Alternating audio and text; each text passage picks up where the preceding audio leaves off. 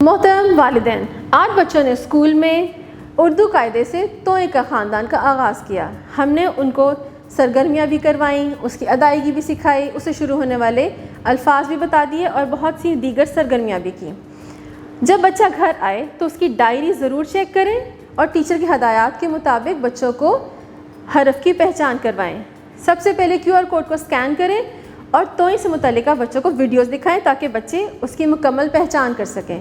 اس کے علاوہ STEM education کے قاعدے کے مطابق سائنس، ٹیکنالوجی، ریاضی کی جتنی بھی مشقیں ہیں ان میں سے ایک سرگرمی آپ بچوں کو گھر میں کروا سکتے ہیں۔